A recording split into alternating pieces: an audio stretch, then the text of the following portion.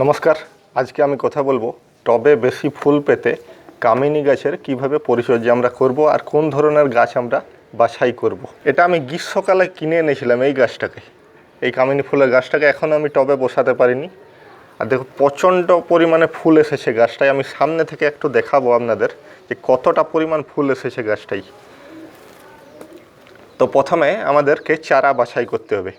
নার্সারিতে মোটামুটিভাবে জেনারেলি আমি বলছি 4 রকম ধরনের কামিনী গাছ পাওয়া যায়। আমি দেখেছি যতগুলি, এর থেকে আরও বেশি থাকতে পারে। তো মিনিয়েচার ভ্যারাইটির 2টো কামিনী গাছ আছে। একটা এই রকম পাতাগুলো একটু মাঝারি সাইজের হয়, আর একটা মিনিয়েচার আছে পাতাগুলি একেবারে ছোট ছোট, যেগুলি বনসাইয়ের কাজে লাগানো হয়। তো এই ধরনের কামিনী ফুলের গাছ আপনারা সিলেক্ট করবেন, যেগুলি অনেক আকারে বিশাল হয়ে যায় গাছগুলি। সেই ধরনের গাছে খুব বেশি ফুল পাওয়া যায় না, প্রচণ্ড কেয়ার করতে হয় সেই গাছগুলিকে। আর এই সব গাছে খুব বেশি কেয়ার করতে হয় না। আমি সাধারণত আমার গাছপালার বেশি কেয়ার করার সময় পাই না এবং অযত্নের মধ্যে এই গাছটা হয়েছে। তো এবার আসা যাক কী সার আমি প্রয়োগ করেছি আর কতদিন বাদ।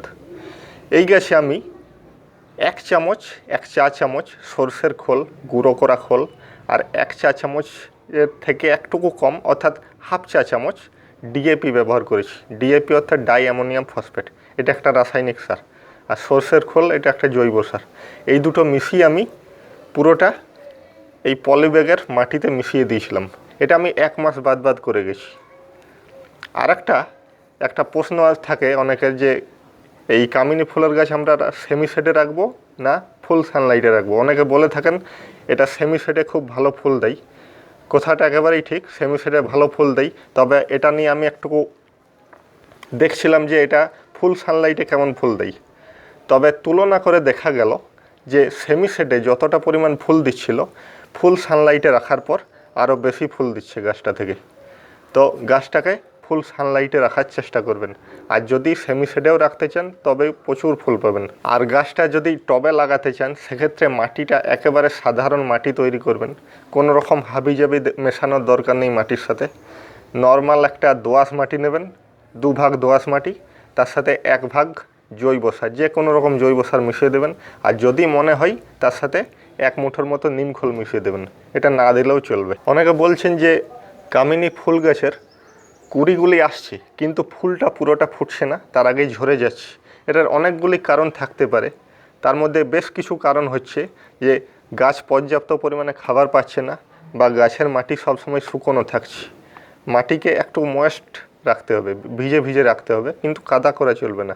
তো এটা যদি না থাকে তবে ফুল ঝরে যায়। এবার আসা যাক এই গাছে কোন ধরনের পোকার অ্যাটাক দেখা যায়। এই গাছে খুব বেশি পোকার অ্যাটাক দেখা যায় না, তবে একটা পোকা যেটা খুব প্রবলেম করে এই গাছে সেটা হচ্ছে স্কেল বা আঁশ পোকা। স্কেল বা আঁশ পোকা কী করে, এর কাণ্ডের গায়ে বা পাতার মধ্যে অনেক সময় চিটিয়ে বসে থাকে।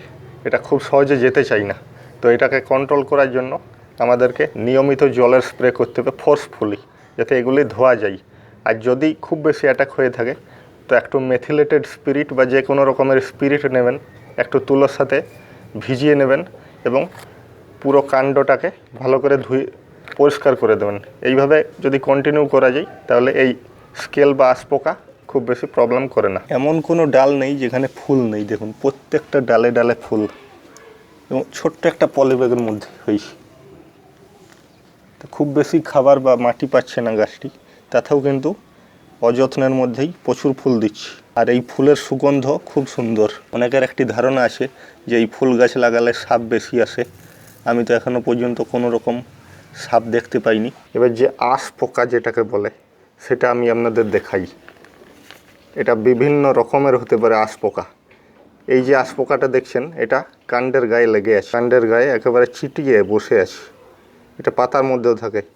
এই গাছে খুব বেশি দেখা যায় এইসব পোকা। এখানে এইগুলি দেখছেন, এই যে গায়ে আটকে আছে কাণ্ডের গায়ে, এগুলি এক রকমের স্কেল পোকা। স্কেল পোকার অনেকগুলি ভ্যারাইটি আছে।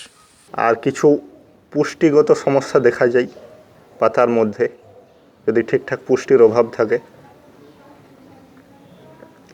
পাতাগুলো একটু হলুদ হয়ে যায়, শিরাগুলি সবুজ থাকে, পাতা সাদাও হয়ে যেতে পারে। তো কিছু আয়রন বা ম্যাগনেসিয়ামের কারণে এগুলি হয়। তো এই জৈব সার প্রয়োগ করাতে অল্প পরিমাণে সরষের খোল বা মাঝে মধ্যে 1-2 বার করে ভার্মি কম্পোস্ট বা গোবর সার যদি ব্যবহার করেন তাহলে এই সমস্যাগুলি আর থাকবে না। আর বিশেষ কিছু সমস্যা দেখা যায় না এই গাছে। খুব সহজ একটা গাছ, এবং এই ধরনের গাছ কিনে আনবেন এই মিনিয়েচার ভ্যারাইটির, তবে প্রচুর ফুল পাবেন। বেশিরভাগ নার্সারিতে এই গাছের চারা সাধারণত গ্রীষ্মকাল থেকে পাওয়া শুরু হয়, মার্চ মাসের শেষ থেকে, এবং আপ টু সেপ্টেম্বর মাস পর্যন্ত পাওয়া যায়। বেশিরভাগ নার্সারির কথা আমি বলছি। আর এই গাছে গ্রীষ্মকাল থেকেই ফুল ফোটা শুরু হয়, বর্ষাকালে ফুল ফোটে। আর এখন যে সেপ্টেম্বর মাস চলছে, আজকে সেপ্টেম্বর মাসের 17 তারিখ, তো এখনও দেখছেন কত ফুল এসেছে। কিছু কিছু গাছ আমি দেখেছি যেগুলি মাটিতে বসানো থাকে, সেই গাছে আরও বেশি দিন পর্যন্ত ফুল থাকে, আর পুরো গাছ পুরো সাদা হয়ে যায় গাছটা। আর যে ফুল ফোটা হয়ে যাওয়ার পর এই ফুলগুলি বীজে পরিণত হতে শুরু করে। একে অরেঞ্জ জ্যাসমিনও বলা হয়। অনেকটা কমলা লেবুর মতো, ছোট ছোট কমলা লেবুর মতো হয়ে যায়, তাই একে অরেঞ্জ জ্যাসমিনও বলে।